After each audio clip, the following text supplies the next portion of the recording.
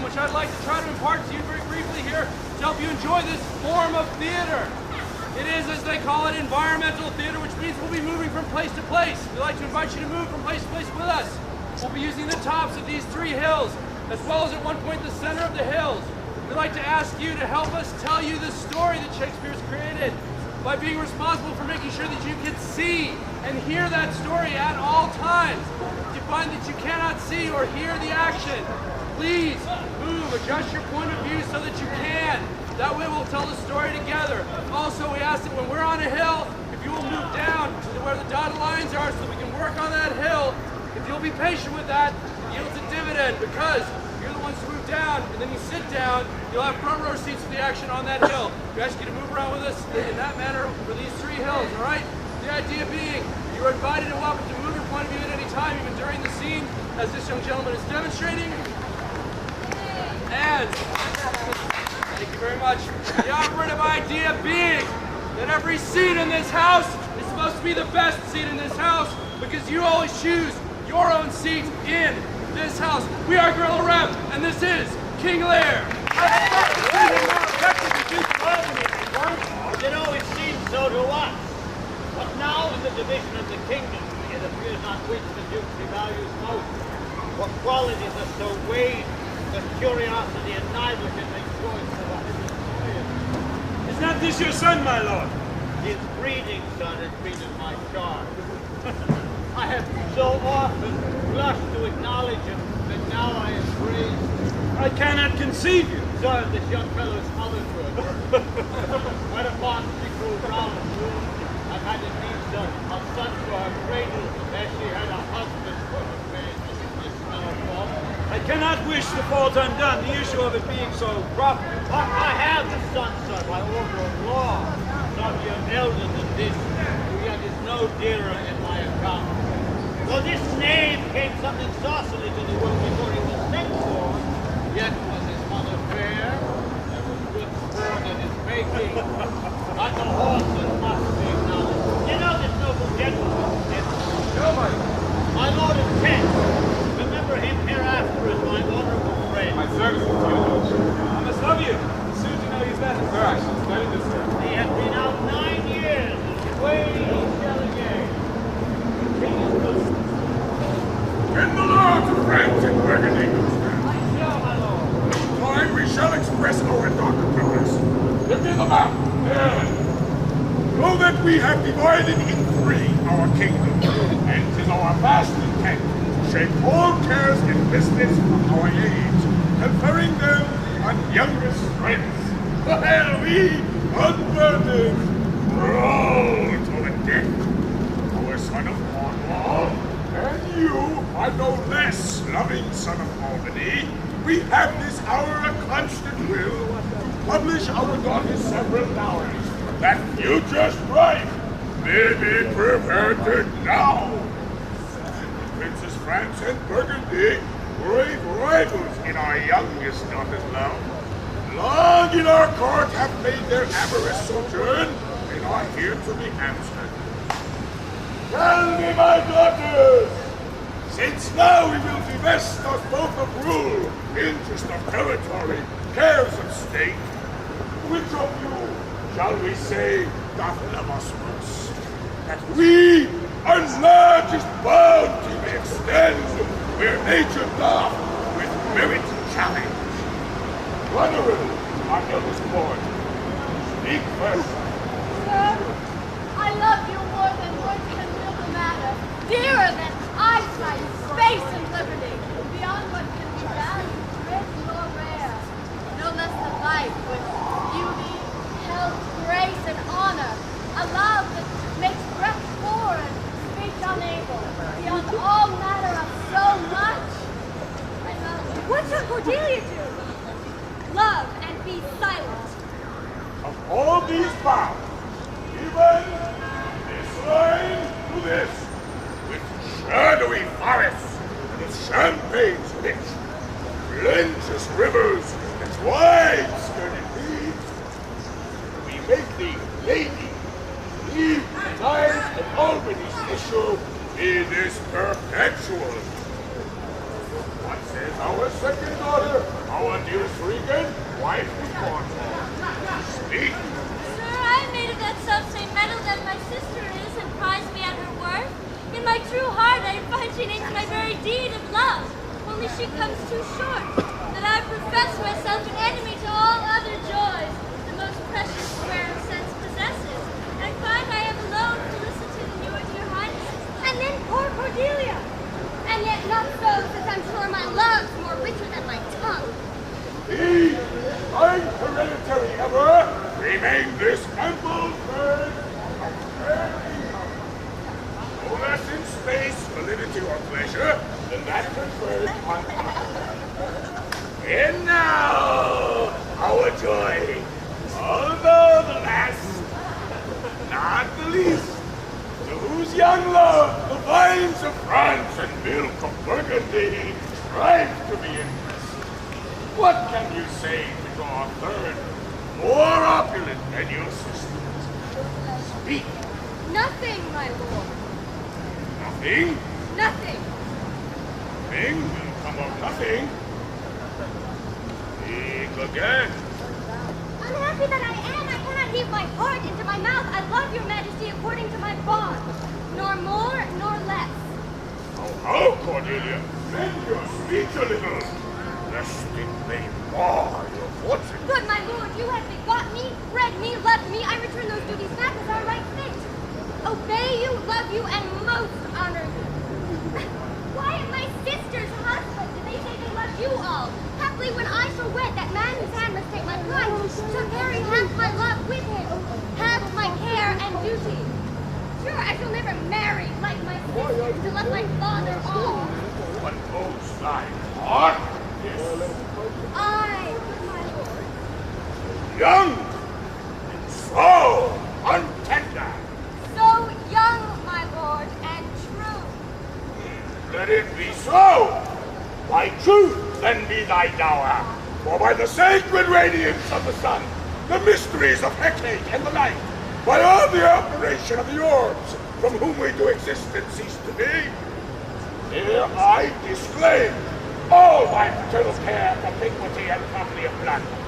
And as a stranger to my heart and thee, hold thee from this forever. Good my liege. Peace, Kent. I'm not between the dragon and his wrath. And loved her most, for to set my breast on her kindness. Kent, avoid my sight. Oh, be my rage, my peace, as here I give her father's heart within her. Call France. Who stirs? Call Burgundy. Come on, Normandy. With my two daughters thou hast, digest this word. Let pride, which she called plainness, marry her. I do especially one thing. I power preeminence in all the large effects that to with majesty. Our self-bi-monthly course, with reservation of 100 nights by you to be sustained, shall our boat make with you by due turns. Only we still retain the name, and all additions to a king, the sway, revenue, execution of the rest beloved sons, be yours. To confirm this pardon on conditions. Royal Lear, whom I have ever honored as my king, loved as my father, as my master followed, as my great patron thought on in my prayers. Oars bent and drawn. Make for the shaft. Let it fall rather, though the fork invade the region of my heart. Be Kent unmannerly when Lear is mad. What wilt thou do, old man? Thinkest thou that duty shall have dread to speak, when power to flattery bows? To plainness honor's bound when majesty stoops to folly. Reverse thy doom, and in thy best consideration, check this hideous rashness. Answer my life, my judgment. Your youngest daughter does not love thee least. Kent, on my life, no more.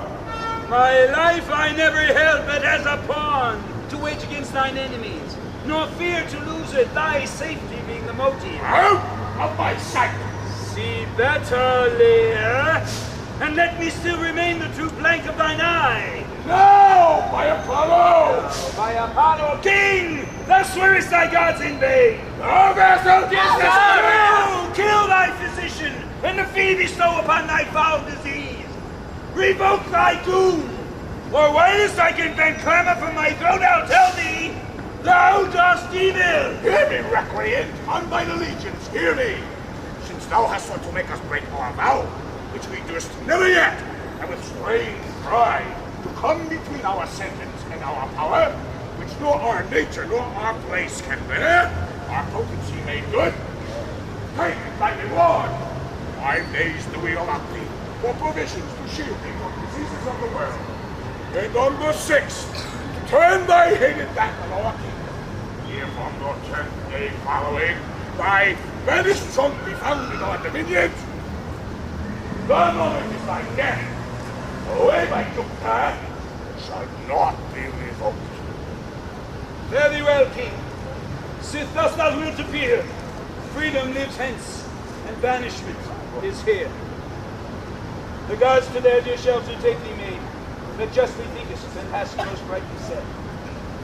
And your large speeches may your deeds approve, that good effects may spring from words of love. Thus Kent, O princes, bid you all adieu. He'll shape his old course in a country new. In France and Burgundy, my noble lord. My lord of Burgundy, we first address towards you, whom in this king hath rivaled for our daughter.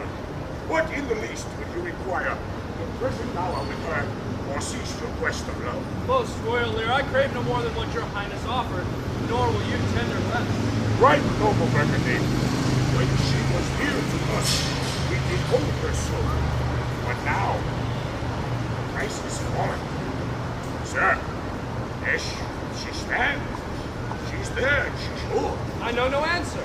Will you, with those infirmities she owns, will you adopt into our hate, strange it with our oath, endow it with our curse, take her or leave her? Pardon me, royal sir, election makes not up on such conditions. Then leave her, sir, for by the power that made me, I tell you all her wealth. For you, great king, I would not from your love make such a strain, to match you where I hate. Therefore, beseech you to avert your liking in a more worthy way than on a wretch whom nature is ashamed almost to acknowledge her. This is most strange. That she, that even but now was your best object, argument of your praise, balm of your age, most best, most dearest, should in this trice of time commit a thing so monstrous as to dismantle somebody who owns a favor. I beseech your majesty, if for I want that glib and oily art to speak and purpose not, since what I will intend I'll do it before I speak, that you make known it is no vicious plot, murder or foulness, no unchaste action or dishonored step that has deprived me of your grace and favor, but even for want of that for which I am richer, a still soliciting eye, and such a tongue as I am glad I have not, for not to have it hath lost me in your liking. Ever? Thou hadst not been born, and not to have pleased me better. But this is most strange, that a tardiness of nature which often leaves history unspoke that it intends to do. My lord of Burgundy, what say you to the lady? Most royal majesty, give but that portion which yourself proposed. Here I take Cornelia by the hand, Duchess of Burgundy. Nothing! I have sworn! I am firm! I'm sorry then that you so lost a father that you must lose a husband. Peace be with Burgundy. If there respects of fortune or his love, I shall not be his wife. There's Cornelia. Now that art most rich, being poor, most choice forsaken, most loved, despised. Thee and thy virtues, here I seize upon, be it lawful I take up, it's cast away. Gods, gods! Tis strange, but with their tones exact my love should kindle faith respect.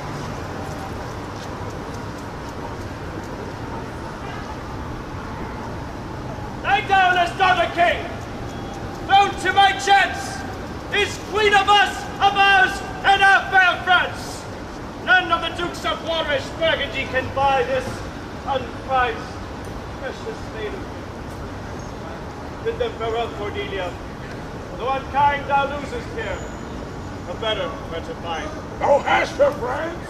Let her be thine, for we have no such daughter, nor shall ever see that face of hers again. So be gone, without our grace, our love, our benefit, none no more. Bid your sisters farewell. With washed eyes, Cordelia leaves you.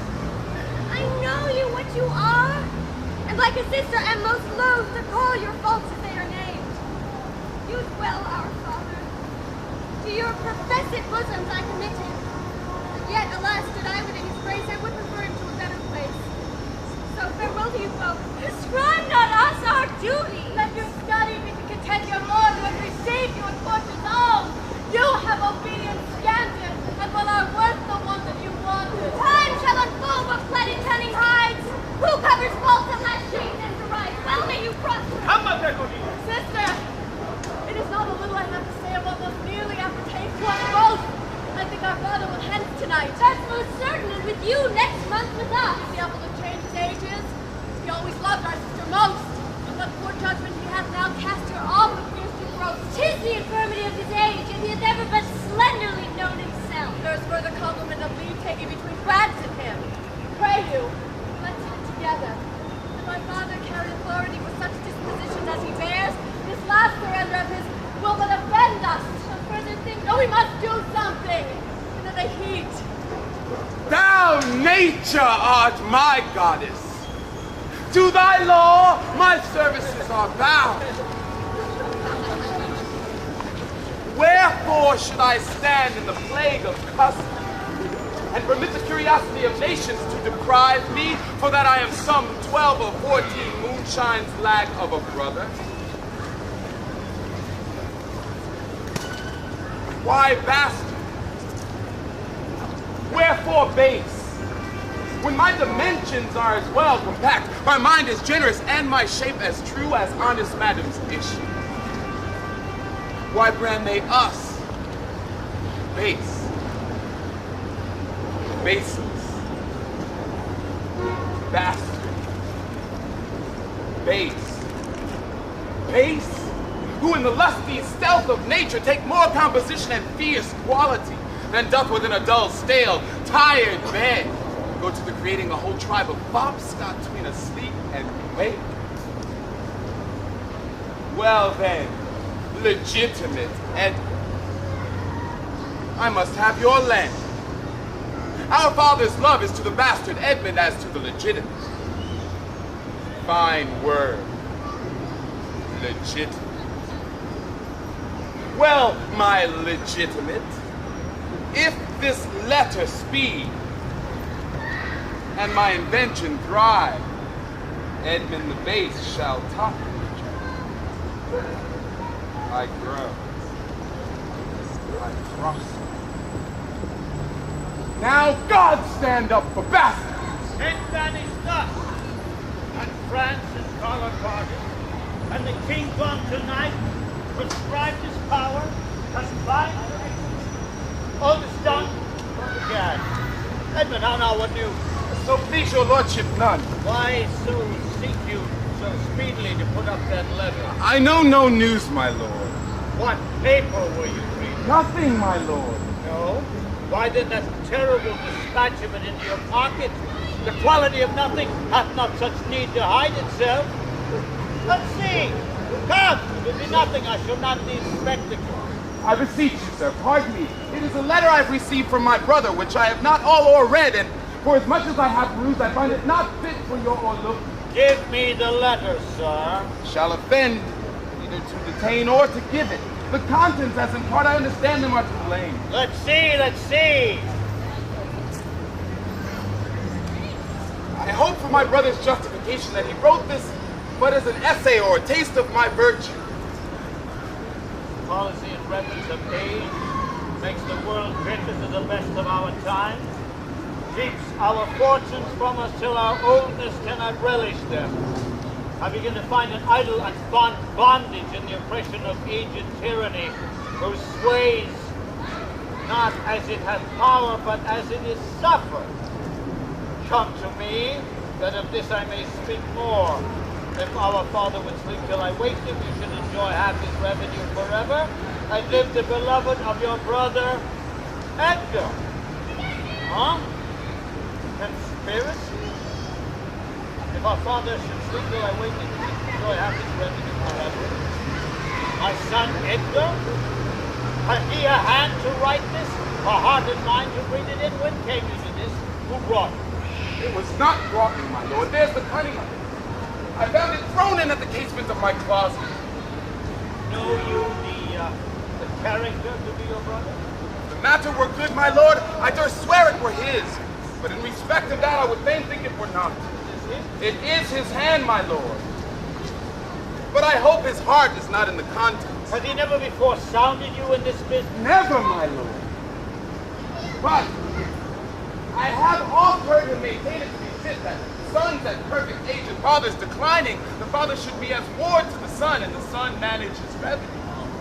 The very opinion in the letter. Where is he? Go, seek him, sir. I will apprehend him. Abominable! Where is he? I do not well know, my lord. If it shall please you to suspend your indignation against my brother till you can derive from him better testimony of his intent, you will run a certain course, where if you proceed violently against him, mistaking his purpose, it would make a great gap in your own honor and shake in pieces the heart of his obedience.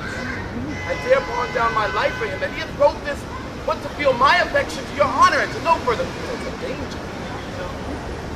If it shall please you, I will place you where you will hear us confer of this, and by an auricular assurance have your satisfaction, and that without any further delay than this very evening. He cannot be such a monster. Nor is not sure. To his father, that so tenderly the child loves. Go, Edmund, seek him out. Blind me into him, I pray you. Frame the business after your own wisdom. I would unstate myself to be a new resident. I will seek him, sir, presently. Convey the business as I shall find means, and acquaint you with all. These late eclipses in the sun and moon portend no good to us. Love cools, friendship falls off, brothers divide. In cities, mutinies. In countries, discord. In palaces, treason. When the bond cracks between son and father. This villain of mine comes under the prediction. There's son against father. The king falls from bias of nature. There's father against child. We have seen the best of our kind. And the noble and true-hearted Kent vanished. His offense, honesty, disgrace. This is the excellent foppery of the world. That when we are sick in fortune, often the surfeit of our own behaviors, we make guilty of our disasters. The sun, the moon, the stars, as if we were villains by necessity, fools by heavenly compulsion, knaves, thieves, treacherous by spherical predominance. Tut! I should have been that I am had the maidenliest star in the firmament twinkled on my bastardized. Edgar! And Patty comes like the catastrophe of the old comedy. My view is villainous melancholy with a sigh like Tom of Becker. Oh, these eclipses do portend these disasters. Fasola. How now, Brother Edmund? What serious contemplation are you in? I am thinking, brother, of a prediction I read this other day of what should follow these eclipses. So you busy yourself about that. I promise you the effects he writes of succeed unhappily as of unnaturalness between the child and parent, death, dearth, dissolution of age and amity, divisions in state, menaces and maledictions against king and nobles, needless diffidences, banishment of friends, nuptial breaches, and I know not what. How long have you been a sectary astronomical? Come, come. When saw you my father? Ah, then I come back. Spake you with me. Aye, 2 hours. Parted you in good terms, found you no displeasure in him by word or countenance. None at all. Bethink yourself wherein you may have offended him. And by entreaties or bear his presence till some little time has qualified the kingdom of his pleasure, which at this instant so rages in him. Mischief of your person is scarcely in the Some villain has done me wrong. That's my fear. I pray you, brother, have a continent forbearance till the speed of his rage goes slower. And as I say, retire with me to my dwelling, from whence I will fitly bring you to hear my lord speak. Pray you go! Here's my key. If you do stir abroad, go armed. Armed, brother. Brother, I do advise the best. Go armed. I am no honest man if there be any good meaning toward you. I've told you what I've seen and heard, but faith, nothing like the true image and horror of it. Pray you away. Shall I hip you anon? I do serve you. A credulous father and a brother noble, whose nature is so far from doing wrong that he suspects none, on whose foolish honesty my practices ride easy. I see the business. Let me, if not by birth, have lands by wit. All with me's need that I can fashion fit. Did my father strike my gentleman for chiding of his fool? Yes, madam. By day and night he wrongs me. Every hour he flashes into one gross crime or other that sets us all at odds. I'll not endure it. His nights grow riotous and himself upbraids us on every trifle.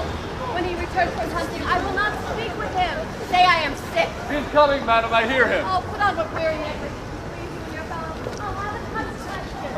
If he dislike it, let him to our sister, whose mind and mine I know and that are one not to be overruled. Remember what I tell you. Well, madam. And let his knights have colder looks among you. What grows of it, no matter. I would breed for these occasions, and I vow that I may speak. I'll write straight to my sister to hold my very course. Go, prepare for dinner. Now vanish, Kent. If thou canst serve where thou dost stand condemned, so may it come, thy master, whom thou lovest, shall find thee full of labor. Let me not stay and talk for dinner. Go get it ready. Oh, Jesus. How now? What art thou? A man, sir. What dost thou profess? What wouldst thou with us? I do profess to be no less than I see. To serve him truly, that would put me in trust. To love him, that is honest. To converse with him, that is wise and says little. To fear judgment. To fight when I cannot choose, and to eat no fish. What art thou? A very honest-hearted fellow, and as poor as the king. If thou be as poor as a subject as he is for a king, thou art poor enough. What wouldst thou? Service. Who wouldst thou serve? You. Dost thou know me, fellow? No, sir, but there is in your countenance what I would fain call master. What's that? Authority. What services canst thou do? I can keep honest counsel, ride, run, mar a curious tale in telling it, deliver a plain message bluntly. That which ordinary men are fit for, I am qualified in, and the best of me is diligence. How old art thou? Not so young, sir, to love a woman for singing, nor too old to dote on her for anything. Follow me, thou shalt serve me. If I like thee lowers after dinner, I will not part from thee yet. Dinner! Oh, dinner! Where's my knave? My fool! Go you and call my fool hither. Oh, you, sir. Where's my daughter? So please you. Is the fellow there? Call the clock, fall back. Where's my fool? Oh, I think the world's asleep. Out now. Where's that mongrel? My lord, he says your daughter he's not well. Why came not the slave back to me when I called him? He answered me in the roundest manner. He would not. He would not. My lord, I know not what the problem is, but to my judgment, your highness does not entertain with that ceremonious affection as you were wont. Now what remembers me of mine own conception, I have perceived a most faint neglect of late, which I have rather blamed on mine own jealous curiosity than as a very pretense and purpose of unkindness. But where's my fool? I have not seen in this 2 days. Since our unloving daughter's going into France, he hath much pined away. Go you and tell my daughter I will see you. Go you, go hither, my fool. Oh, you! Sir, you! Come you hither, sir! Who am I?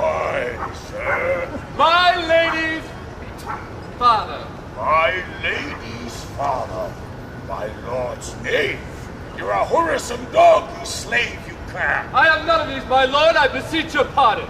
Then he looks with me, your rascal. I'll not be struck, my lord. Don't you play that, you base football player! Ah, my friendly lad, thank thee. Thou servest me, I love thee. Come rise, I'll show you differences if you will measure your lover's length and get tarry. But go away, have you wisdom so? No, my friendly knave, I thank thee, this earnest of thy service. Let me hire him too! Here's my coxcomb! How now, my pretty knave, how dost thou? Sirrah, you had best take my coxcomb! Why, fool? Why? For taking part with one that's out of favor. Nay, and thou canst not smile as the wind sits. Thou catch cold shortly. Here. There's my coxcomb. Why, this fellow has banished 2 aunt's daughters and did the 3rd a blessing against his will. If thou wilt follow him, thou must needs wear my coxcomb. Oh. How now, Uncle? Would I had 2 coxcombs and 2 daughters? Why, my boy? Why, if I gave them all my living, I'd keep my coxcombs myself. What? There's mine! Beg another of thy daughters! Take heed, sirrah. The whip. Truth, the dog must a kennel! It must be whipped out! When Lady the bitch may stand by the fire and stink. A pestilent gall to me. Sirrah, I'll teach thee a speech. Go. Mark it, Knuckle.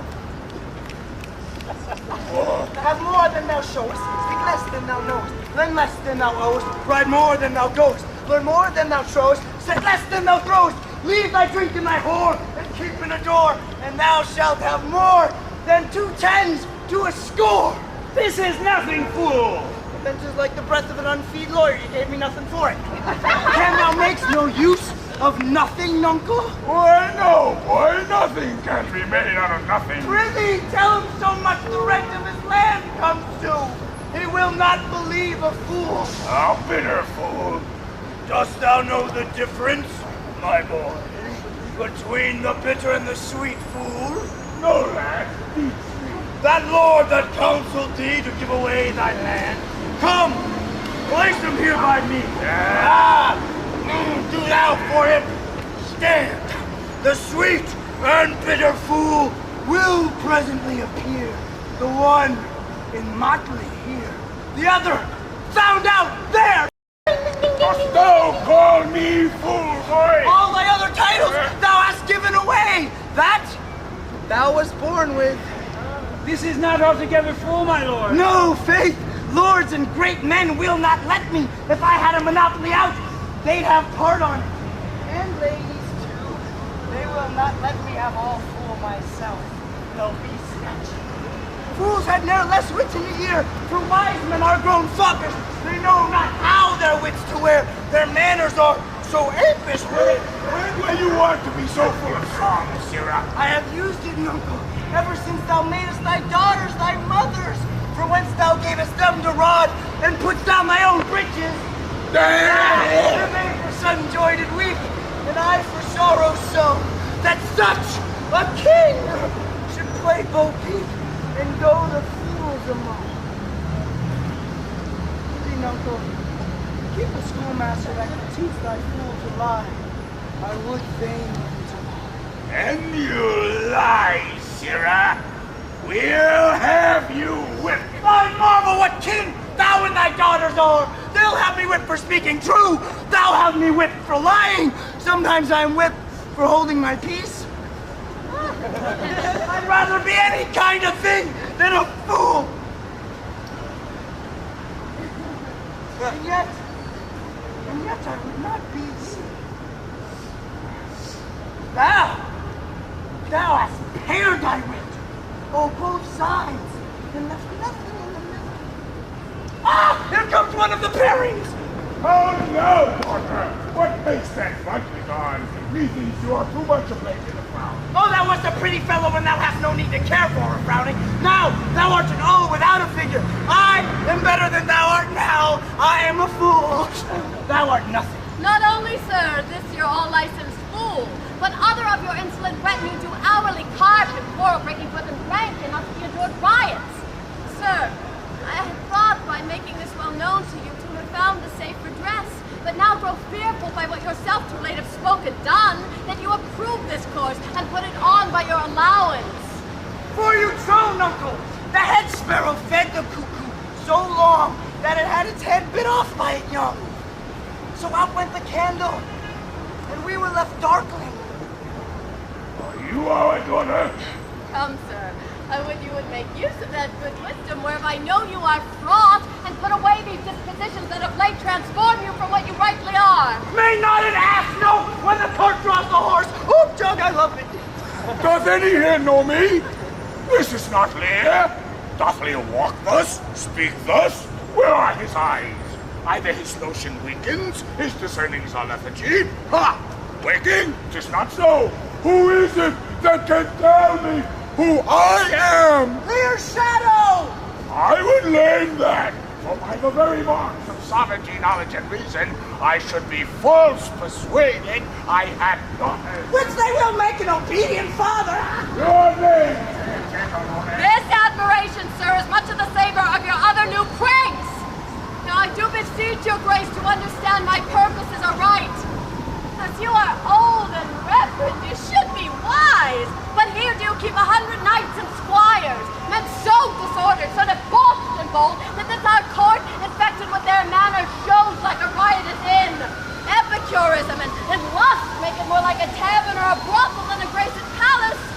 That very shame itself doth speak for instant remedy. How be then, desired, I heard that else will take the thing that she begs, a little to disquantity your train. Darkness and devil! Saddle my horses! Come back! Draw my train together! These degenerate bastard! I'll not trouble thee! Yet have I left a daughter! You strike my people, and your disordered rabble make servants of their betters! Well, then, too late! Hey, oh, sir, are you coming to the window? Speak, sir! Draw my train together! In gratitude, thou marble-hearted fiend! More hideous when thou showest thee the child than the sea monster! Pray, sir, be patient. Tested kite! Thou liest! Oh, most small fault! How ugly didst thou in Cordelia show, when like an engine wrenched my frame of nature from its fixedness, drew from heart all love, and added to the gall. Oh, Lear, Lear, Lear! Be at this gate that let thy folly in and thy poor judgment out. Go, go, my people! My lord, I am guiltless as I am ignorant of what hath moved you. It may be so. Here, nature, here!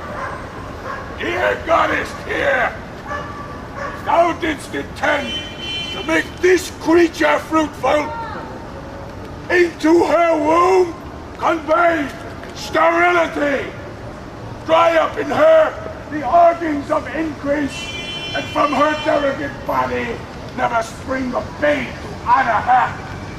If she must teem, create in her child of spleen, that it may live and be athwart this naked torment. And tell me, life and death. I am ashamed that thou hast power to shake my manhood thus. These hot tears will make me before the untented woundings of a father's curse pierce every sense of my beweep this cause again. I pluck you out and cast you into waters that you lose to temper clay. Oh, is it come to this? Let it be so. Yet have I left a daughter whom I am sure is kind and comfortable. When she shall hear this of thee, with her nail she'll flay thy wolfish visage. Thou shalt find that I'll resume the shape which thou dost think I have cast off forever. Thou shalt, I warrant thee. Do you like that, my Cannot be so partial, Goneril, to the great love I bear you. Are you content? What Oswald ho? You, sir, more knave than fool after your master! Knuckle Lear, tarry and take the fool with thee. A fox, when one has caught her, and such a daughter, should soar to the slaughter, if my cap would buy a halter. So the fool follows after. This man is at good counsel. 100 knights.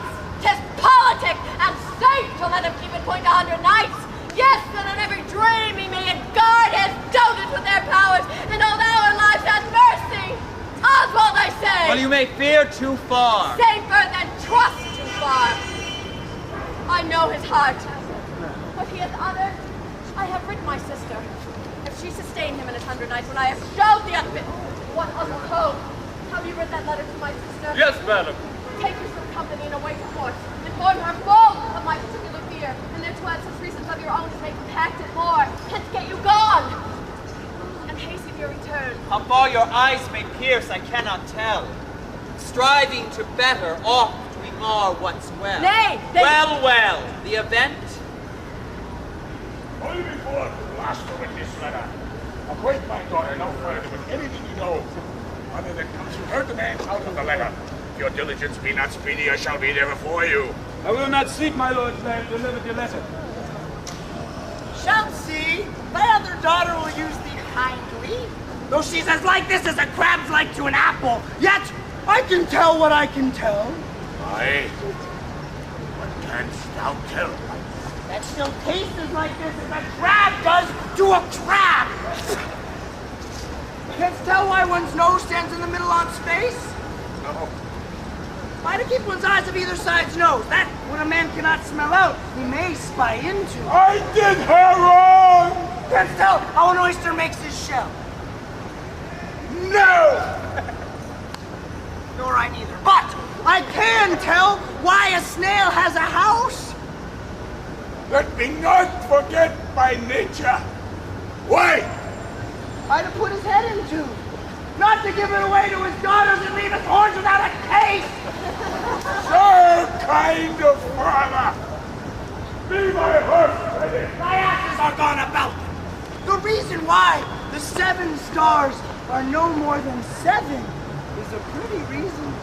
Because they are not 8. Yes! Yes! Indeed! That would make a good thing. Oh, let me not be mad! Not mad, sweet heaven! Keep me in temper, or I would not be mad! Oh, the horse is ready! Ready now. Come, boy! She that's a maid now and laughs at my departure shall not be a maid long, unless things be cut short.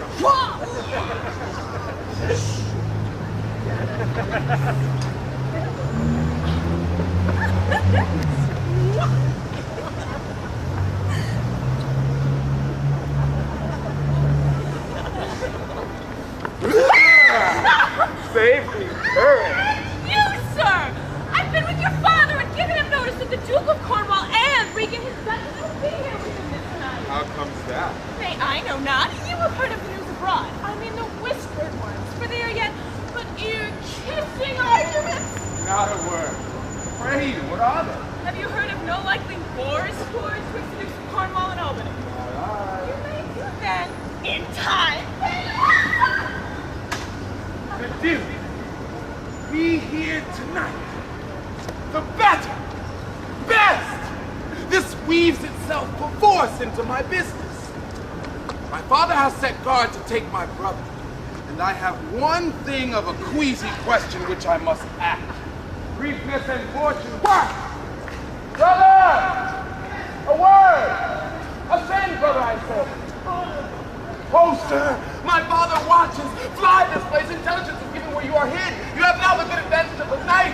Have you nothing said upon the party of Duke of Cornwall? He's coming hither, now with the night in the haste, and Regan with him. Have you nothing said against the Duke of Albany? Advise yourself, brother. Sure, not a word. I hear my father coming. Pardon me. In cunning, I must draw my sword against you. Draw! Seek to defend yourself. Now quit you well. Yield! Come before my father! Light, ho, hey! Fly, brother! Torches! Torches! So farewell! Some blood drawn on me would beget opinion of my more fierce endeavor. I've seen drunkards do more than this in sport. Ah! Stop! No! Help! Father! Father! Now, Edmund, where's the villain? It is good he served the dark and sharp sword out mumbling wicked charms, conjuring the moon is dead auspicious. But where is he? Fled this way, sir. When by no means he can. Where is the villain, Edmund? Fled this way. What? By no means what? Persuade me to the murder of your lordship. But then I told them the revenging gods against parasites did all their thunder spend. Spoke with how manifold and strong and fond the child was to the father, sir. And fine, seeing how loathly opposite I stood to his unnatural purposes. With his sharp sword out, he charges my unprovided body and lends mine arm. But when he saw my vessel's armed spirits, most certainly he's fled. Let him fly far. Not in this land shall he remain uncaught and found. After him! Go! The good Duke, my master, my worthy arch and patron, comes tonight. By his authority I will proclaim it that he which finds him shall deserve our thanks, bringing the murderous coward to the stake. He that conceals him, death. When I dissuaded him from his intent and found him plight to do it, with cursed speech I threatened to discover him, he replied, "Thou unpossessing bastard! Dost thou think if I would stand against thee with the reposal of any trust, worth, or virtue in thee make thy words faith? No! What I should deny as since I would, I know thou didst produce my very character. I turn it all to thy plot, suggestion, and damn practice." Strong and practiced villain. When he denied his letter, said he, I never got him. Hark, the Duke trumpets. I know not why he comes. All ports I'll bar. The villain shall not escape. The Duke must grant me that. And for my lands, noble and natural boy, I'll find the means to make thee capable. How now, my noble friend? Since I came hither, which I can call, but now I have heard strange news. If it be true, all vengeance comes too short, which can pursue the offender. How does my lord? What, did my father's godson seek your life? Your Edgar, he whom my father named? Is he not companion with the riotous knights that tend upon my father? I know not. Yes, madam, he was of that class. 'Tis no marvel then, though he were ill-affected. 'Twas they have put him on the old man's death, to have the waste and expense of his revenues. I have this present evening from my sister been well informed of them, and with such cautions, that if they come to sojourn at my house, I'll not be there. Nor I, assure thee, Regan. Edmund, I hear that you have shown your father a childlike office. It was my duty, sir. He did bewray his practice and received this hurt, you see, striving to apprehend. Is he pursued? He is, my lord. If he be taken, he shall never more be feared of doing harm. Make your own purpose how in my strength you please. For you, Edmund, whose virtue and obedience doth this instant so much commend itself, you shall be ours. Natures of such deep trust we shall much need. You we first seize on. I shall serve you, sir, truly, however else. For his sake, I think You know not why we come to visit you. Our father, he hath read so hath our sister of differences, the which I least thought it fit to answer from our home. Our good old friend, lay comforts to your bosom, and bestow your needful counsel to our business, which craves the instant use. serve you, madam. The graces are right well.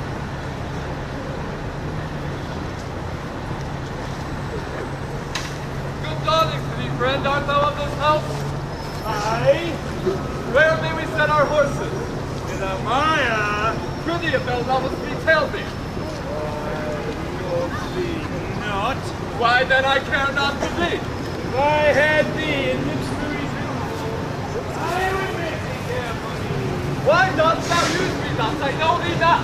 No, I know thee. What dost thou know me for? A knave, a rascal, an eater of broken meat, a base, proud, shadow, beggarly, three-suited, 100-pound, filthy, worsted, stocking knave, a lily-livered, action-taking knave, a horser, last days in super one drunk inhabiting slain, who would be aboard in way of good service and are nothing but the composition of knave, rascal, coward, beggar, and the son and heir of a mongrel bitch! Why, what a monstrous fellow art thou, thus to rail on one that is neither known of thee nor knows thee? What a brazen faced varlet art thou to deny thou knowest me? Is it 2 days ago since I should be up until you defeated for the king? Draw, you rogue! Away, I have nothing to do with thee! Draw, you rascal! You come with letters against the king and play vanity the puppet's part for her royal father? Draw, rogue! Or else I'll cover another your shakes! Draw, you rascal! Come your way! Help! Help! Murder! Help! What's the matter here? With you, goodman boy, in your fleet, come on, fleshy! Come on, young master! What's the matter here? Heap peace upon your lives! He dies and strikes again! What is the matter? Messengers from our sister. What is your difference? Speak! I am scarce of breath, my lord. Speak yet, uprule your quarrel. This ancient ruffian, sir, whose life I have spared, am suit of his grey beard. Thou, poor son Zed, thou unnecessary letter. My lord, if you would give me leave, I would tread this unbolted villain into mortar and dub the wall of the jakes with him. Spare my breathing, you whitetail! Sinner! You beastly knave! Know you no reverence? Honest, sir, but anger hath a privilege. Why art thou angry? That such a slave as this should wear a sword that wears no honesty. Such smiling rogues as these, like rats, bite the holy cord to twain, which are too entrenched on loose. Smooth every passion that in the natures of their lords rebel, being oil to fire, snow to their colder moods, renege, affirm, and turn their healthy beaks with every gale and bury of their masters, knowing not like dogs and following. Leg upon your epileptic visage. Smile, you my speeches, as I would. Goose, if I had you on Seren Plain, I'd drive you cackling home to Camelot. What? Art thou mad, old fellow? What is his fault? His countenance likes me not. No more perchance is mine, nor his, nor hers. Sir, 'tis my occupation to be plain. I have seen better faces in my time than stands on any shoulder that I see before me at this instant. This is some fellow, who having been praised for bluntness, doth affect a saucy roughness, and constrains a god quite from his nature. He cannot flatter thee, an honest mind and plain. He must speak truth, and they shall take it so. If not, he's blamed. Sir, in good in sincere under the allowance of your great aspect, whose influence, like the leaf of radiant fire on flickering Phoebus' pride. What meanst by this? To go out of my dialect, which you discommend so much. Sir, I am no flatterer. He that beguiled you in plain accent was a plain knave, which for my part I will not be, though I should win you displeasure to entreat me to it. What was the offense you gave me? I never gave the name. It pleased the king, his master, very late to strike at me upon his misconstruction. None but rogues and cowards, but Ajax is their fool. Fetch forth the stocks! You stubborn, ancient knave! You reverent braggart! We'll teach you. I am too old to learn. Call not your stops for me. I serve the king, on whose employment I intended. Fetch forth the stocks! As I have life and honor, there shall he sit till noon! Till noon! Till night, my lord, and all night too. This is a fellow of the self-same color our sister speaks of. Come, bring away the stocks! The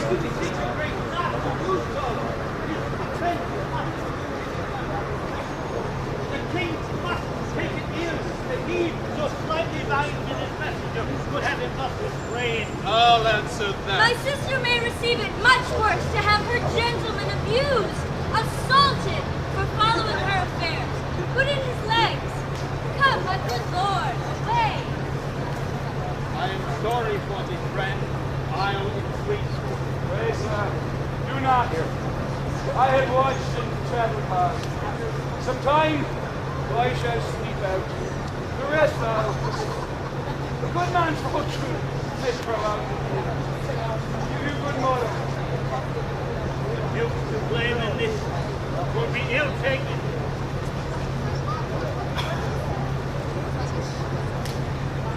I may peruse this letter. Nothing almost seems miracles, but misery. I know 'tis from Cordelia. You have most fortunately been informed of my obscure course. You shall find time in this enormous state seeking to give remedy to their loss. Fortune, good night. Oh, smile once more. Turn thou.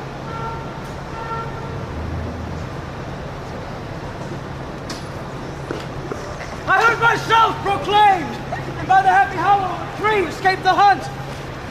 No court is free, no place where regard and most unusual vigilance is not attend my taking.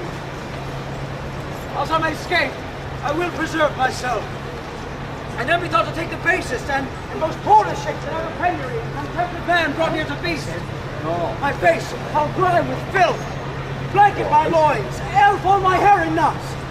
And with presented nakedness, outface the winds and persecutions of the sky. The country gives me proof and precedence of bedlam beggars who, with roaring voices, strike in their numbed and mortified bare arms, pins, wooden pricks, nails, the sprigs of rosemary, and with this horrible object, from low farms, poor pelting villages, sheepcotes and mills, sometime will with lunatic bands, sometime with prayers, enforce their charities.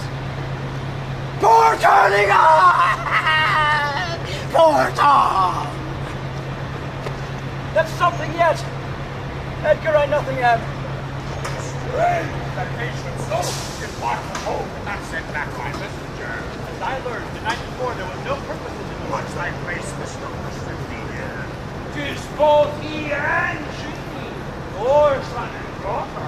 No! No, I say! I say yes! No, they would not! Yes, they have! By Jupiter, I swear no! By Juno, I swear I! They just not do it. They could not do it. They would not do it. 'Tis worse than murder. They will not respect such violent outrage. I order. When at their home I did commend your letters to them. Ere I was risen from the place that showed my duty neatly, came there a real stewed in his haste breath, panting forth from his honor his mistress' salutation. Delivered letters, spoiled of intermission, which presently they read. Upon whose contents they summoned up their names in great report, commanding me to follow and attend the leisure of their answer. The Greek code. And meeting here, the other messenger, welcome I perceive their voice in mind. Very fellow that has taken straight so far to make it behind. Having more man than which of me, he raised the house with love and power and pride. Your son and daughter, after this trespass, will be made herein so far. If wild geese fly that way, winter's not gone yet. Is this daughter? The Earl's there, he was eating. Follow me not.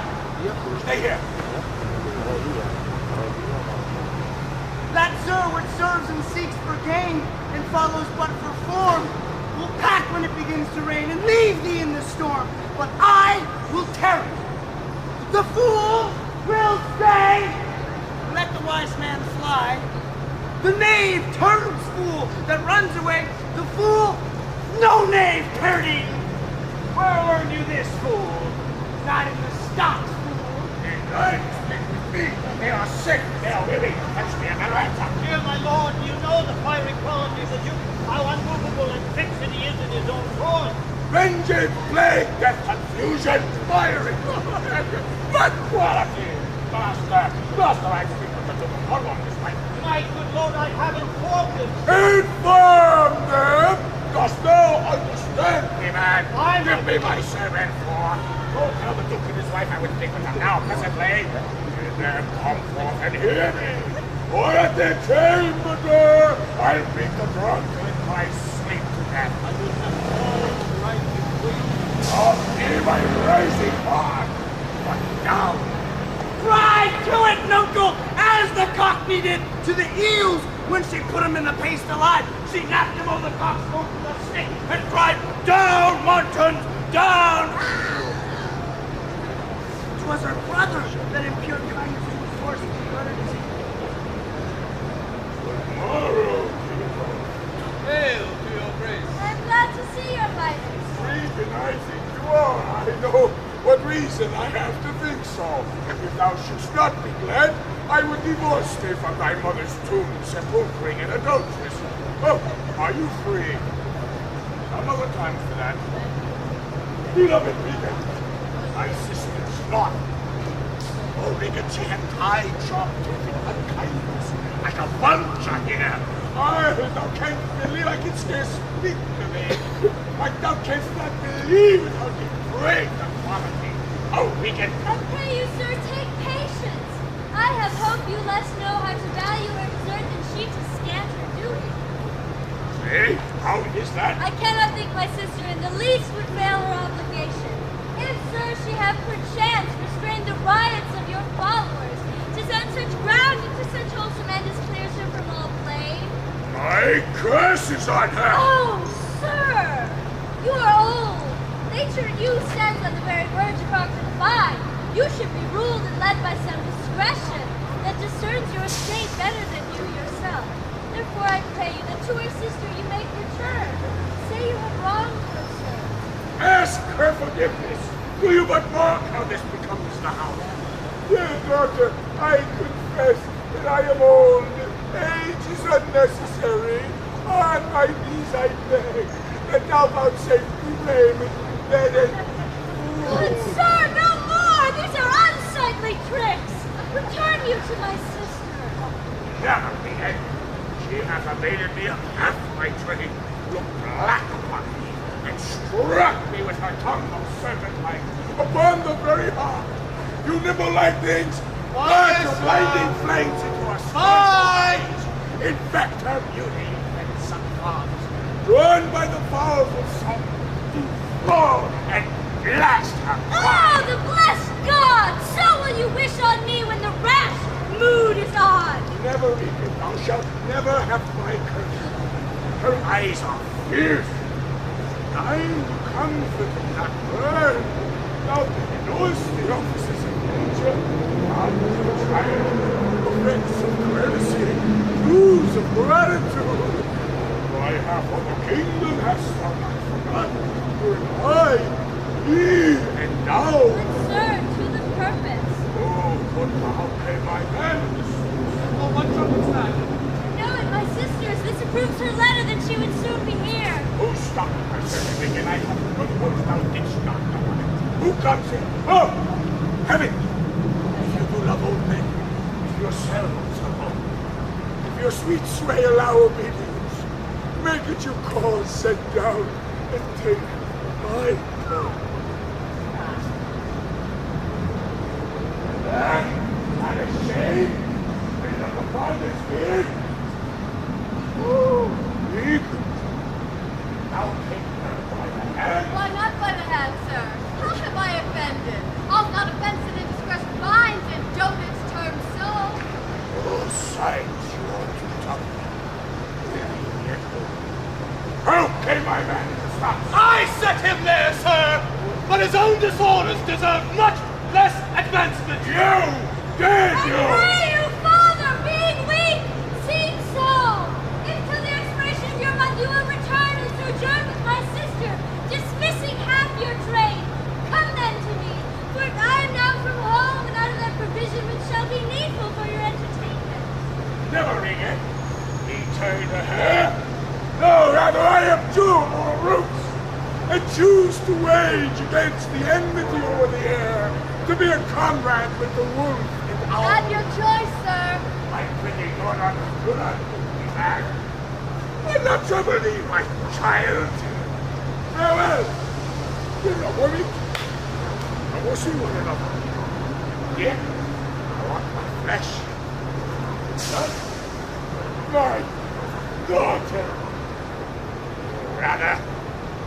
disease that's in my flesh, which I must needs call mine. Thou art a boil, a blade saw, and a flash carbuncle in my corrupted blood.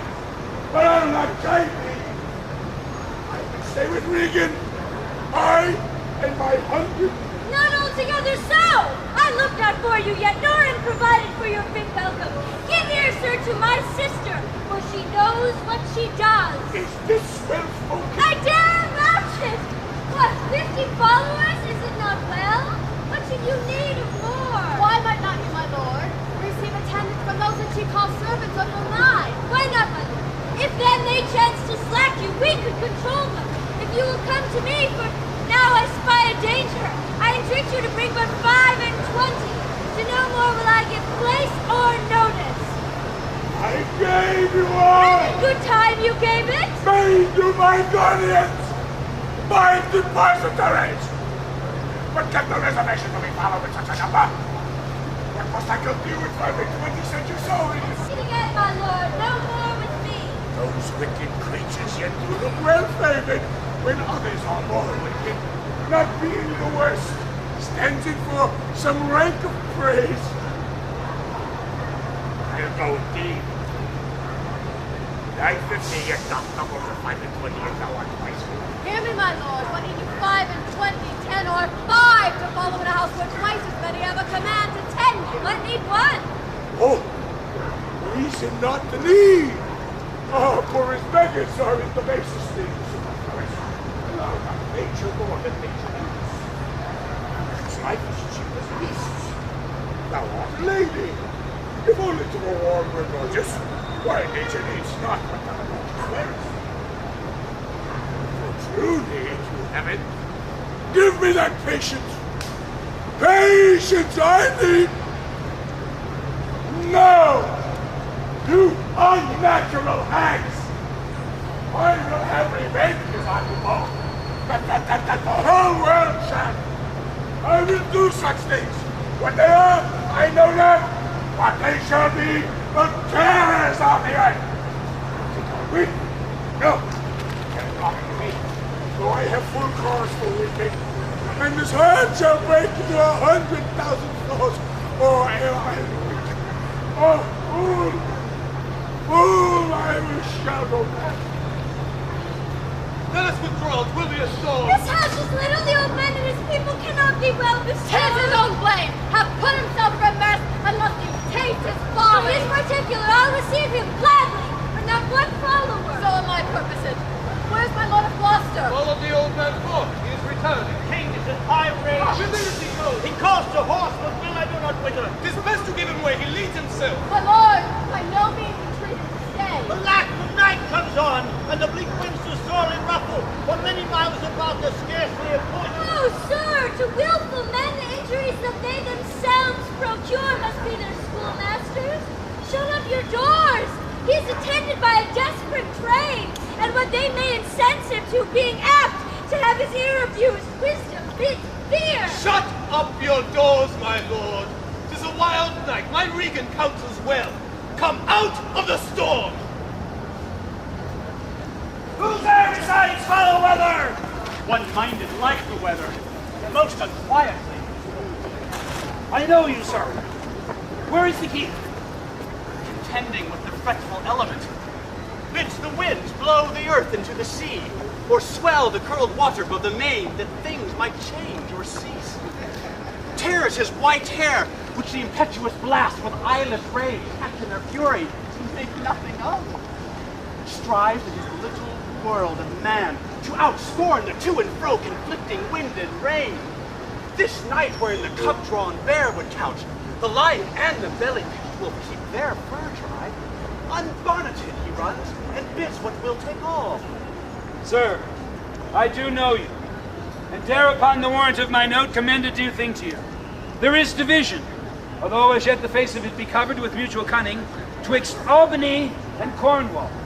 But true it is, from Fancer comes a power into our scattered kingdom, who already, wise of our negligence, have secret feet in some of our best ports, and are at point to show their open battle. Now to you, If on my credit you dare to build so far to make your speed to Dover, there you shall find some that will thank you, bearing just report of the unnatural and bemading sorrow the king hath caused to plain. I am a gentleman of blood and breeding, and with some knowledge and assurance offer this office to you. I will talk further with you. Pray, sir, do not. For confirmation that I am more than my outlaw, open this purse and take what it contains. If you shall find Cordelia, which have no fear but you shall, show her this ring, and she will tell you who your fellow is, which as yet you do not know. Fie on this storm! I will go seek the king. Give me your hand. Have you nothing more to say? Few words, but to effect more than all yet. That when we have found the key, in which you're paying this way, all that, he that lights him first, full of the other. Blow winds and crack your cheeks. Rain, blow you cataracts and hurricanes. Spout till you have drenched those nipples. Drown the cocks. You sulphurous snort of the green fires. Point couriers to all cleaving thunderbolts. Singe my white head. And thou, all shaking thunder, smite flat the thick rotundity o'er the world. Crack nature's foot, and German spirit ones that make ingrateful men. Oh, Uncle!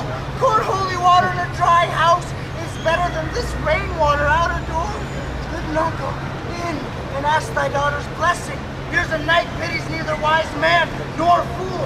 Remember thy belly full, spit fire, smoke rain, the rain wind, thunder fire of my daughters. I tax not you, you elements, with unkindness.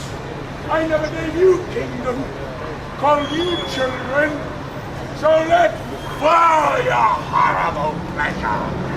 Here I stand, your slave, a poor, infirm, weak, and despised old man.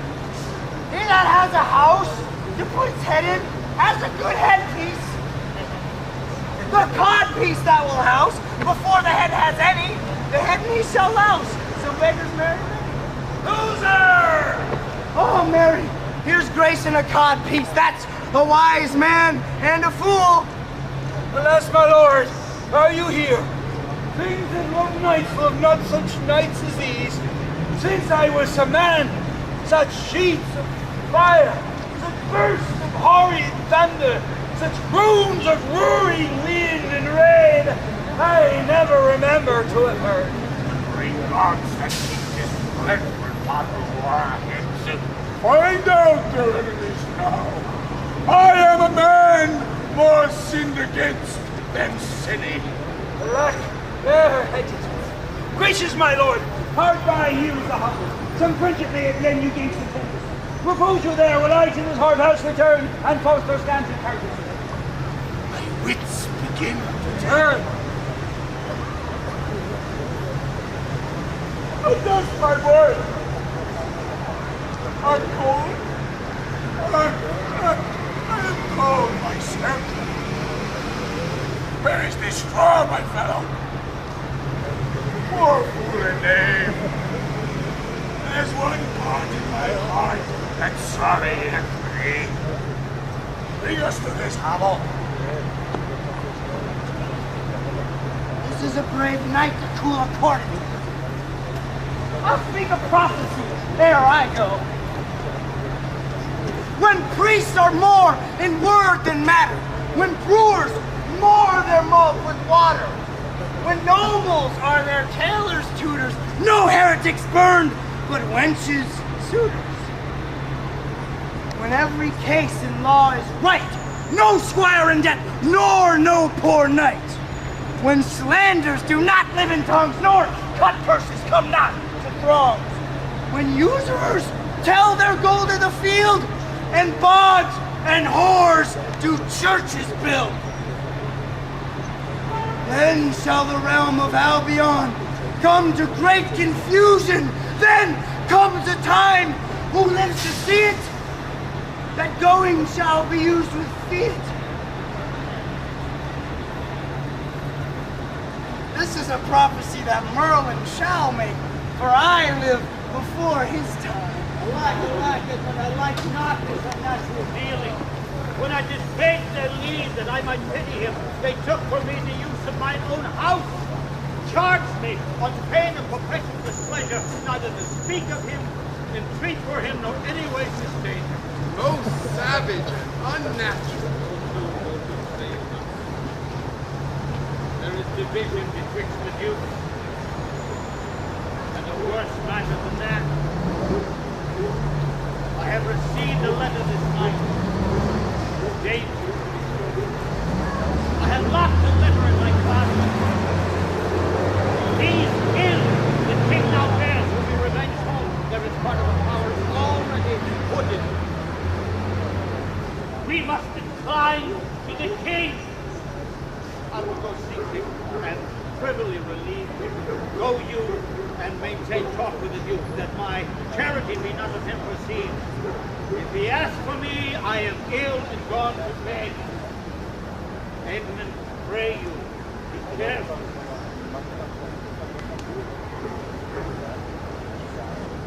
This courtesy forbid thee shall the Duke instantly know, and of that letter too.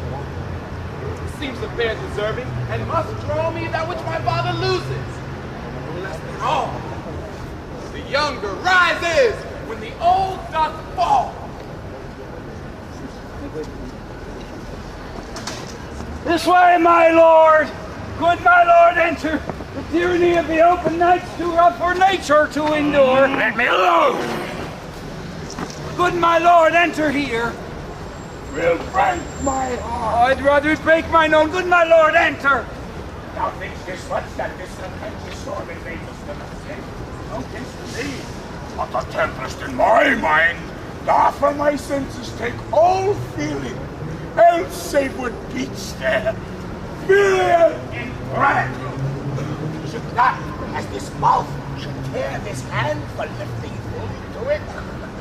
Or I will punish home. No, I will weep no more.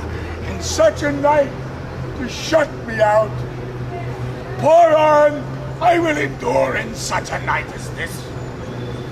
Oh, Regan, Goneril, your old kind father, whose frank heart gave all.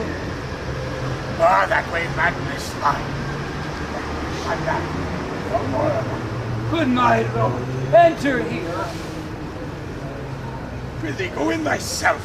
Seek thine own ease. This tempest shall not give me leave to ponder o'er things that would hurt me more. But I'll go in. In, boy! Go first! You houseless poverty. Nay, let me in. I'll pray and then I'll sleep. Poor naked wretches! Wheresoever you are, that bide the pelting of this pitiless storm, how can your houseless heads and unfed sides, your looped and windowed raggedness defend you from seasons such as these? Oh, I have given too little cause to this. Take physic, pomp. Expose thyself to feel as wretches feel, that thou mayst shake the superflux to them and show the heavens more just. Come not in here, Knuckle! Here's a spirit! Help me! Give me that hand. Who's there? A spirit! A spirit! Come. What are that that's represented in the straw? Come forth! Away the foul speed follows me! Through the sharp hawthorn blows the cold wind. Come, get to thy cold bed and warm thee. Hast thou given all to thy two daughters and art come to this? If there's anything to poor Tom, who the foul fiend has led through fire and through flame, being proud of heart to ride on a bay trotting horse over foreign bridges, curse his own shadow for a traitor. Lost my 5 wits. Poor Tom's cold. This thee, master, from whirlwinds and star blasting and taking. Do poor Tom some charity. The foul fiend vexes. There, I have it now. And there again. And there. This cold night will turn us all to fools and madmen. What hast thou been? The serving man, proud of heart and mind, that curls my hair, wore gloves in my cap, one that served the lust of my mistress' heart, and did the act of darkness with her, swore as many oaths as I spake words, and broke them in the sweet face of heaven. One that slept in the contriving of lust, and wait to do it. Wine loved I deeply, who diced dearly, and a woman out paramored the Turk. False of heart, light of ear, bloody of hand, hog in sloth, fox in stealth, wolf in greediness, dog in madness, lion in prey. Why, thou wert better in thy grave than to answer with thy uncovered body this extremity of the skies. Is man no more than this? Unaccommodated man is no more than a poor bare-forked beast as thou art. Off! Off, you leggings, come! Unbutton here! Prithee, nuncle, be contented. 'Tis a naughty night to swim in. Now, a little fire in a wild field is like an old lecher's heart, a small spark, while all the rest on the body's cold. Oh, here comes the walking fire!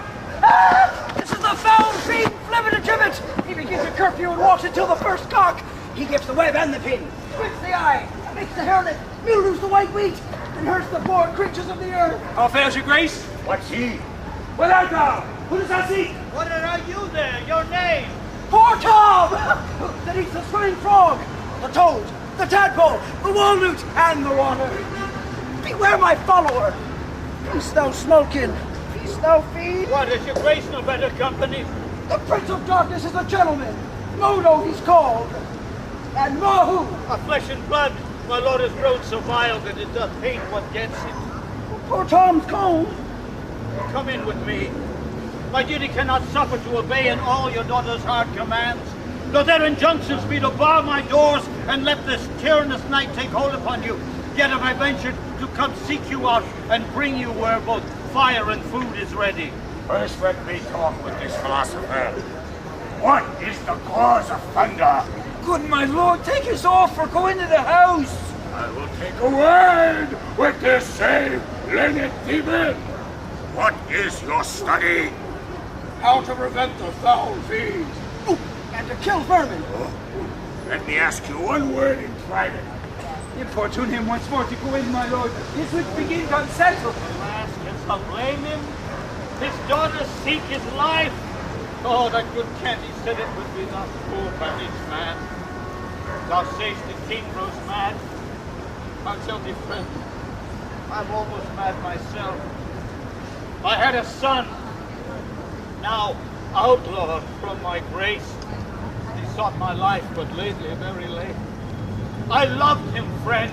No father his son dearer. True to tell thee, the grief hath crazed my wits. What a night is this! I do beseech your grace. Pray your mercy, sir. Noble philosopher, your company. Poor Tom's cold. In there, fellows, into the hovel. Keep me warm. Let you know. This way, my lord. With him I will keep still with my philosopher. Shoot him, my lord. Let him take the fight. Take him, you on. Sarah, come on, go along with us. Come, put us in. No words, no words. Hush. Child Roland to the dark tower came. His word was still, "Fie, foe and bum. I smell the blood of a British man." I will have thy revenge ere I depart his house. How, my lord, I may be censured that nature thus gives way to loyalty. Something fears me to think. And now proceed. Not altogether your brother's evil disposition made him seek his life, but a provoking merit, set a work by a reprovable badness in himself. How malicious is my fortune that I must repent to be just. This is the letter that he spoke of, and which approves him an intelligent party to the advantages of France. Oh, that this treason were not I the detective. Go with me to the Duchess. The matter of this paper be certain, sir, you have mighty business in hand. True or false, it had made thee Earl of Gloucester. Seek out where thy father is, that he may be ready for our apprehension. If I find him comforting the king, this will stop his suspicions more fully. Sir, I will persevere in my course of loyalty, though the matter be sore between that and my blood. I will lay trust upon thee. Thou shalt find a dear father in my love. Here is better than the open air. taken thankfully. I will peace out thee. Comfort with what addition I can. I will not be long from you. All the power of his wits have given way to his impatience. God reward your kindness. Pray, innocent, you have found me a man that trusts in the tameness of a wolf, a horse's health, a boy's love, or a whore's oath. It shall be done. I will arrange that straight. Come. Do the justice, sir. Come sit down here. Now, sapient, sir. Sit here. You are now you Look, where he stands and glares. Just thou eyes and triumph at him? Come on, Lord Bessie to me. And won't have the riches today, not sleep, she does not come over to me. The foul fiend haunts poor Tom in the voice of a nightingale. Tom Jan's cries and poor Tom's ready for true white herring. Dropped off, black angel, I have no food for them. How do you, sir? Stand you not so amazed. Will you lay down and rest upon the cushions? We'll see that trial first. Bring in the evidence. Oh, sit the justice, sir. Take my place. Oh, the young fellow of equity. Name's by his side. You owe the commission sit you two. Let us deal justly. Keep us awake now, jolly shepherd. The cat is brave. 'Tis Goneril. I'll arraign her first. I here take my oath before this honorable assembly. She did give the poor king her father. Come hither, mistress! Is your name Goneril? She cannot deny it. Oh, cry in mercy. I took you for a joint. And here's another whose walk looks proclaim what on her spot is made on. Stop it there! John, sir, fire corruption in the place. False justice, sir. Yeah, why has no them escaped? Just by 5 wits. Oh, pity, sir. Where is the patience now that thou so often comes? But you thinking to take his part so much, the more my counterfeit. You dogs at all. Trey, Blanche, and sweetheart. See? They barking. Tom will throw us into them. Abort your curs. They let them anatomize wicked. See what breathes about her heart. Any cause in nature that makes me pause. You, sir, I entertain for what's my unrecord, but I do not like the fashion of your garments. You will say they are Persian attire. Let them be changed. Good my lord, lay you down and rest awhile. Make no noise. Make no noise. Oh, the curtain is so. Here goes some rain morning. So.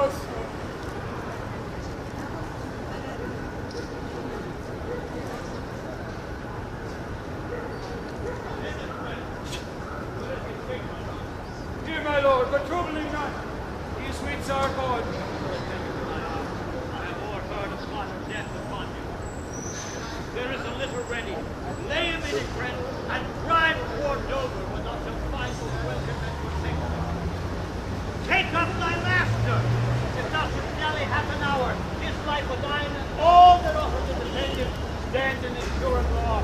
Take up, and follow me, that will to some provision give thee quick conduct. Come help to bear thy master. Thou must not stay the hunt. Yeah. Come, Yeah. away.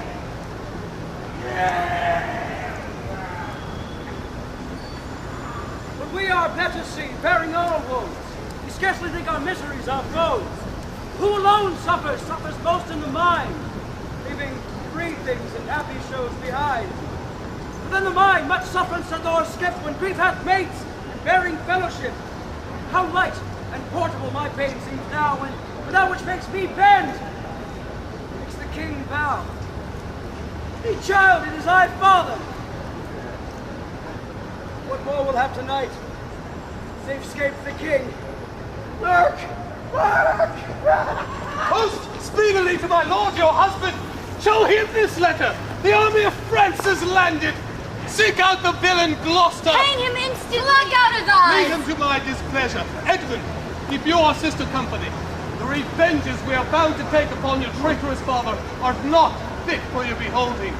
Advise the Duke where you are going for most festive preparation. We are bound to the like. Our post shall be swift and intelligent betwixt us. Farewell, my lord of Gloucester. Farewell, dear sister. Oh, now, where's the king? My lord of Gloucester hath conveyed him hence. Knights are gone with him towards Dover, where they both have well-armed friends. Get horses for your mistress! To us, good lord and sister! Farewell. Who's there? The traitor? Ungrateful thoughts! 'Tis he! Bind fast his corky arm! What means your graces? But my friends, consider, you are my guest. You be no common friend. Bind him, I say! Hard! Hard! Oh, filthy traitor! Oh, merciful lady as you are, I have none. To this chair bind him! Come, sir!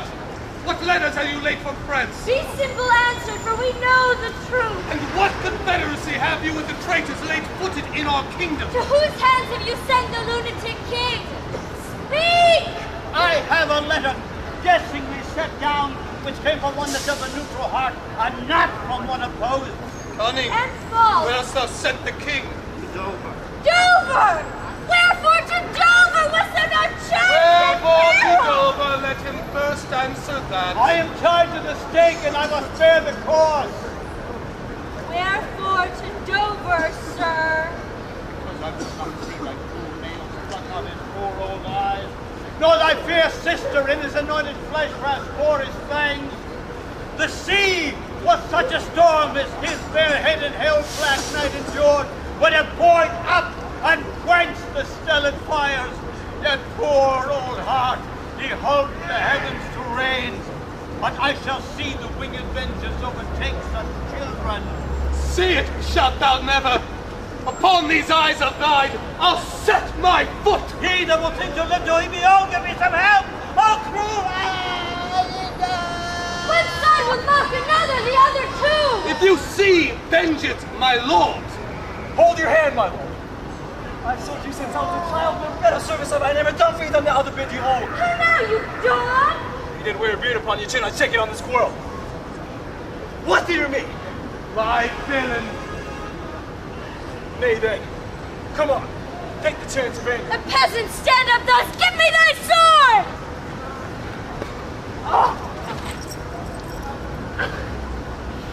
I am slain. My lord, you have one eye left to see some mischief on him. Lest it see more, prevent it.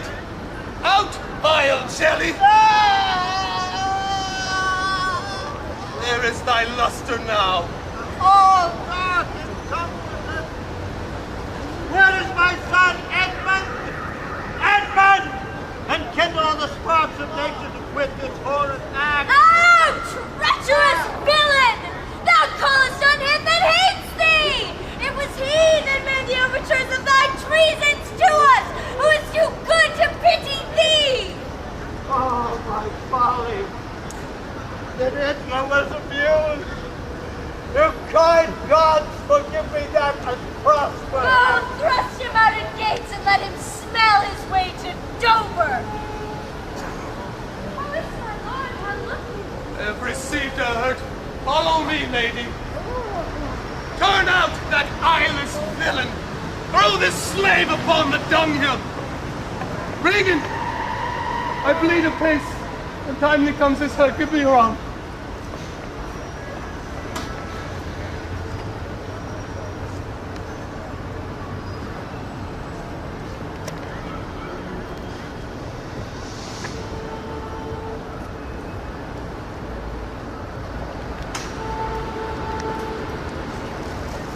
Get better thus, and know to be content, than still contempt and flatter.